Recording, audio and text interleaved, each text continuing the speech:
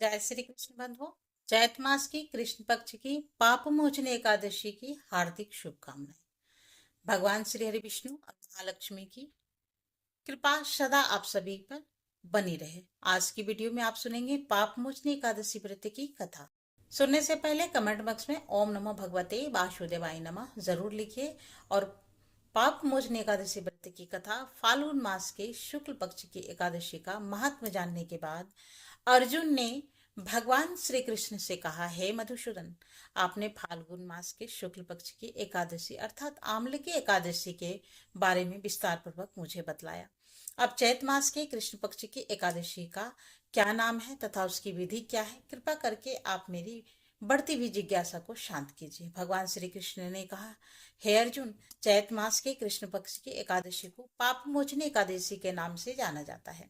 एक बार की बात है, पृथ्वीपति राजा माधंता ने लोमस ऋषि से यह प्रश्न किया था, जो तुमने मुझसे किया है। तो जो कुछ भी ऋषि लोमस ने राजा मांधता को बतलाया वही मैं तुमसे कह रहा हूँ। तुम ध्यान पूर्वक सुनो। राजा मांधता ने धर्म के गौतम रहस्यों के ज्ञाता महर्षि लोमस ने पूछा, ऋषि श्रेष्ठ, मनुष्य के पापों का मोचन किस प्रकार संभव है? कृपा कर कोई ऐसा सरल उपाय बताएं जिससे सभी को सहज ही पापों से छुटकारा मिल जाए। तब महर्षि लोमश ने कहा, हे निप्रति, चैत मास के कृष्ण पक्ष की एकादशी का नाम पाप मोचनी एकादशी है। उसके व्रत के प्रभाव से मनुष्य के अनेकों प्रकार के पाप नष्ट हो जाते हैं। मैं तुमसे इस व्रत की कथा सुनाता हूँ, तुम ध्यान पूर्वक श्रवण करो। प्राचीन समय की बात है कि चैत्र रथ नामक एक वन था। उसमें अप्सराएं किन्नरों के साथ विहार किया करती थी। वहां सदैव वसंत का मौसम रहता था, अर्थात उस जगह पर हर समय जो है नाना प्रकार के पुष्प खिले रहते थे। कभी गंधर्व कन्याएं विहार करती थी तो कभी देवेंद्र अन्य देवताओं के साथ क्रीड़ा किया करते थे। उसी वन में मेधावी नाम में के एक ऋषि ने तपस्या में लीन रहते थे। मेधावी ऋषि भगवान शिव के भक्त थे। एक दिन मंजू घोषा नामक एक अप्सरा ने उसको मोहित कर उनकी निकटता का लाभ उठाने की चेष्टा की और इसके लिए वह बहुत ही दूरी पर बैठकर बिना बजाकर मधुर स्वर में गाने लगी। उसी समय शिव भक्त महर्षि मेधावी को कामदेव भी जीतने का प्रयास करने लगे और कामदेव ने उस सुंदर अप्सरा के भू अर्थात भौहों का धनुष बनाकर कटाक्ष को उनकी प्रत्यंचा बनाया और उनके नेत्रों को मंजू घोषा अप्सरा का सेनापति बनाया। इस तरह कामदेव अपने शत्रु भक्त को जीतने को तैयार हुआ। उस समय महर्षि मेधावी भी युवावस्था में थे और काफी हृष्ट पुष्ट थे। उन्होंने यज्ञोपवीत तथा दंड धारण कर रखा था और वे दूसरे कामदेव के समान प्रतीत हो रहे थे। उस मुनि को देखकर कामदेव के वश में हुई मंजू घोषा ने धीरे धीरे मधुर वाणी से वीणा पर गायन शुरू किया। तो महर्षि मेधावी भी मंजू घोषा के मधुर गाने पर तथा उसके सौंदर्य पर मोहित हो गए। वो अप्सरा मेधावी मुनि को कामदेव से पीड़ित जानकर उसमें आलिंगन करने लगी और महर्षि मेधावी उसके सौंदर्य पर मोहित होकर शिव रहस्य को भूल गए और काम के वशीभूत होकर उसके साथ रमन करने लगे। और काम के वशीभूत होने के कारण मुनि को उस समय दिन रात का कुछ भी ज्ञान न रहा और काफी समय तक रमन करते रहे। तदुपरांत मंजू घोषा उस मुनि से बोली, हे मुनिवर, हे ऋषिवर, मुझे बहुत समय हो गया है, अतः स्वर्ग जाने की आज्ञा दीजिए। अप्सरा की बात सुनकर ऋषि ने कहा, मोहिनी, संध्या को तो आई हो, प्रातः काल होने पर चली जाना। ऋषि के ऐसे वचनों को सुनकर अप्सरा उसके साथ रमन करने लगी। इस प्रकार दोनों ने साथ साथ बहुत समय बिताया। मंजू घोषा ने एक दिन ऋषि से कहा, हे विप्र, अब आप मुझे स्वर्ग जाने की आज्ञा दीजिए। मुनि ने इस बार भी वही कहा, रूपसी, अभी तो ज्यादा समय व्यतीत ही नहीं हुआ है, कुछ समय और ठहरो। मुनि की बात सुनकर अप्सरा ने कहा, ऋषिवर, आपकी रात तो बहुत लंबी है, आप स्वयं ही सोचिए कि मुझे आपके पास पास आए कितना ही समय हो गया है। अब और ज्यादा समय तक ठहरना उचित नहीं है। अप्सरा की बात सुनकर मुनि को समय का बोध हुआ और वह गंभीरता पूर्वक विचार करने लगा। अब उन्हें समय का ज्ञात हुआ कि उन्हें रमन करते 57 वर्ष बीत चुके हैं। तो उस अप्सरा को उसका वह काल का रूप समझने लगी और इतना ज्यादा समय भोग विलास में व्यर्थ चला जाने पर उन्हें बड़ा क्रोध आया। अप्सरा को यह काल का रूप समझने लगे। इतना ज्यादा समय भोग विलास में व्यर्थ चला जाने पर उन्हें बड़ा क्रोध आया। अब वह भयंकर क्रोध में जलते हुए उस तप नाश करने वाली अप्सरा की तरफ भ्रिकुटी तान कर देखने लगे और क्रोध से उनके अधर कांपने लगे और इंद्रियां बेकाबू होने लगी।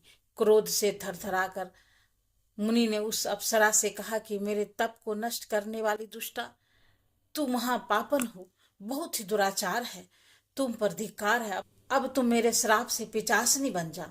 मुनि ने क्रोध युक्त श्राप से वह अप्सरा पिचास बन गई। यह देखकर व्यचित होकर बोली, हे ऋषिवर, अब मुझ पर क्रोध त्याग करके प्रसन्न होइए और कृपा करके बताइए कि श्राप का निवारण किस प्रकार होगा। विद्वानों ने कहा है कि साधुओं की संगत अच्छा फल देने वाला होता है और आपके साथ तो मेरे बहुत वर्ष व्यतीत हुए हैं, अतः आप मुझ पर प्रसन्न हो जाइए, अन्यथा लोग कहेंगे कि एक पुण्यात्मा के साथ रहने पर भी मंजू घोषा को पिचासनी बनना पड़ा। मंजू घोषा की बात सुनकर मुनि को अपने क्रोध पर अत्यंत ग्लानि हुई और साथ ही अपनी अपकृति का भय भी हुआ। अतः पिचासनी बनी मंजू घोषा ने मुनि से कहा कि तूने मेरा बड़ा बुरा किया है, किंतु फिर भी मैं तुम्हें इस श्राप से मुक्ति का उपाय बतलाता हूँ। चैत मास के कृष्ण पक्ष की जो एकादशी है उसका नाम पाप मोचनी है। उस एकादशी का उपवास करने से तेरी पिचास की देह से मुक्ति हो जाएगी। ऐसा कहकर मुनि ने उसको व्रत करने का सब विधान समझा दिया। फिर अपने पापों का प्रायश्चित करने के लिए वे अपने पिता चवन ऋषि के पास गए और चवन ऋषि ने अपने पुत्र मेधावी को देखकर कहा, हे पुत्र, ऐसा क्या किया है तुमने कि तेरे सभी तप नष्ट हो गए हैं, जिसे तुम्हारी समस्त तेज मलिन हो गया है। मेधावी मुनि ने लज्जा से अपना सिर झुकाकर कहा, हे पिताजी, मैंने एक सब अप्सरा के रमन करके बहुत बड़ा पाप किया है।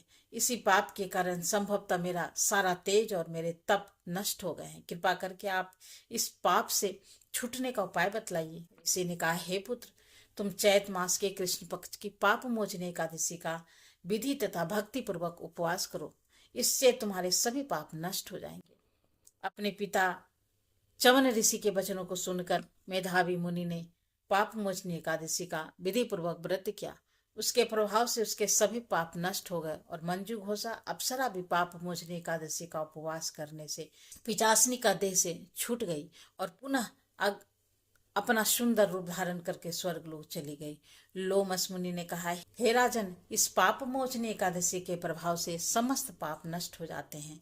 इस एकादशी की कथा के श्रवण और पठन से 1000 दान का फल प्राप्त होता है। इस उपवास के करने से ब्रह्म हत्या करने वाले, स्वर्ण चुराने वाले, मदपान करने वाले, अगमन्य गमन करने वाले आदि भयंकर पाप भी नष्ट हो जाते हैं और अंत में स्वर्ग लोक की प्राप्ति होती है। और अब आप सुनिए एकादशी माता की कथा। एकादशी की व्रत एकादशी माता की कथा सुने बिना अधूरा ही मानी जाती है, इसलिए पूरी श्रद्धा और भाव से एकादशी माता की कथा भी जरूर सुनिए। एकादशी माता की कथा के अनुसार मूर नामक एक दैत्य था। रावण और कंस की तरह वह भी बड़ा आतंक मचाता था और स्वर्ग में देवों सहित सभी को पीड़ा देता था। सब लोग उसमें रक्षा मांगकर श्रीमन नारायण की शरण में गए और भगवान ने कहा, मैं उसे संभालता हूँ, तुम चिंता मत करो। सभी देवताओं को आश्वासन देकर भगवान मूर के साथ युद्ध करने लगे, लेकिन सारी शारीरिक शक्ति लगाकर भी भगवान विष्णु कुछ नहीं कर सके। भगवान को युद्ध के मैदान में पलायन करना पड़ा। तब वह हिमालय की एक गुफा में जाकर छुप गए। मूर भी उसका पीछा करते हुए वहीं पहुंच गया। भगवान ने ध्यान करना शुरू किया और उसके मन से एक शक्ति उत्पन्न की। उनकी मानसिक शक्ति और इस शक्ति ने बाहर आकर मूर को अपनी तलवार से मार डाला। हम जानते हैं कि शरीर में 10 इंद्रियां हैं, 5 ज्ञानेंद्रियां हैं और 5 कर्मेंद्रिय। 11वीं इंद्रिया है मन। संस्कृत में एकादशी का अर्थ है 11, क्योंकि यह देवी उनके मन अर्थात भगवान की 11वीं इंद्रियों से निकली है, इसलिए भगवान ने उन्हें एकादशी के नाम से पुकारा। एकादशी माता की उत्पत्ति का दिन उनके नाम से ही जाना जाने लगा। माता एकादशी के अंतिम चरण के दौरान उत्पन्न हुई थी, इसलिए इसे जयंती कहते हैं। और उन्होंने द्वादशी से पहले चरण के दौरान दैत्य को मार डाला था। इसे समर भी कहते हैं। अब एकादशी के दिन व्रत क्यों करना चाहिए, भोजन क्यों नहीं करना चाहिए, तो इस बारे में भगवान ने घोषणा की कि एकादशी के दौरान देवी के इस महान कार्य के कारण पूरे जगत में कोई भी पाप नहीं रहेगा। लेकिन पाप तो पहले से ही है। जब उसने यह सुना तो पाप पुरुष आश्रय की तलाश में इधर उधर भागने लगा। एकादशी के दौरान वह कहाँ रहेगा? वह जहां भी गया सभी ने उसे आश्रय देने से इनकार कर दिया। तब अंत में भोजन अर्थात अन्य एकादशी के दौरान इसे आश्रय देने के लिए सहमत हो गया। एकादशी के दौरान सभी पाप भोजन में ही आश्रय लेते हैं, और जो कोई मनुष्य इस दौरान यानी एकादशी के दौरान भोजन करता है या पाप उस व्यक्ति में प्रवेश करेंगे और रोग समस्या हानि परेशानी इत्यादि बन जाएगी। इसलिए एकादशी के दिन व्रत धारण करना चाहिए। भगवान विष्णु ने कहा कि जो भी मनुष्य एकादशी के दिन व्रत धारण करेगा उसके समस्त पाप नष्ट हो जाएंगे और उसे अंत में विष्णु लोक की प्राप्ति होगी। एकादशी को विष्णु भगवान की कन्या भी कहा जाता है, क्योंकि वो भगवान की मानस पुत्री है। उनकी मूर्ति पूरी जगन्नाथ मंदिर और द्वारिका धाम में भी है। भगवान के धर्म की रक्षा के लिए जितने भी अवतार हैं वे सभी एकादशी के दिन ही हुए हैं। इसलिए यह इतना पवित्र दिन है कि एकादशी का व्रत प्रभाव बताते हैं। भगवान श्री कृष्ण ने धर्मराज युधिष्ठिर से कहा, गालो मुनि का भद्रसल नाम का एक पुत्र था और भद्रसल ने छोटी उम्र से ही एकादशी व्रत का पालन कर मुनि ने उन्हें ऐसा करने के लिए कभी नहीं कहा था। एक बार मुनि ने भद्रसल से पूछा कि उन्हें इस व्रत को करने को किसने कहा, तो भद्रसल ने कहा कि मैं तो कई जन्मों से एकादशी का व्रत करता आ रहा हूँ। आमतौर पर किसी को भी अपना पिछला जन्म याद नहीं रहता। जब तक आप माँ के गर्भ में होंगे तब तक आपको पिछले जन्मों की याद रहेगी, लेकिन जन्म से ठीक पहले यह स्मृति मिट जाती है। लेकिन भद्रसल को पिछले जन्म की याद उस समय भी थी। ये एकादशी व्रत की शक्ति थी जिसका वे पालन करते थे। वे एक पूर्व जन्म में धर्मकीर्ति नामक राजा थे और धर्मकीर्ति बहुत क्रूर था। उसे कोई पसंद नहीं करता था। ऐसा कोई पाप नहीं था जो उसने नहीं किया हो। एक बार वो अपने सैनिकों के साथ शिकार पर गया और उसने एक हिरण को देखा और अपने सैनिक को उस हिरण के चारों ओर से घेरने के लिए कहा। राजा ने कहा कि जो भी उस हिरण को भागने देगा उसका पूरा परिवार मार डाला जाएगा। हिरण ने यह सुना और सोचा, बेचारे सैनिक, मैं उनमें से किसी को कुछ भी नहीं होने दूंगा। हिरण राजा के पास से निकल भागा और राजा ने हिरण का पीछा किया। सूर्यास्त होते राजा एक घने जंगल के अंदर फंस गया। हिरण कहीं दिखाई नहीं दे रहा था। राजा ने एक पेड़ के नीचे रात बिताई। उसने दिन भर में कुछ भी नहीं खाया था। उसे चारों ओर से खतरनाक जानवर ने गुर्रा की आवाज भी सुनाई दे रही थी। वह सो भी नहीं सका था। राजा ने डर से श्री हरि परमात्मा से प्रार्थना करना शुरू कर दिया। फिर सुबह होते ही उसकी मृत्यु हो गई। यमदूत आए और उसे यमराज के पास ले गए। यमराज ने पूछा, तुम लोग इसे यहाँ क्यों लाए हो? इसका स्थान तो बैकुंठ में भगवान महाविष्णु के बगल में है।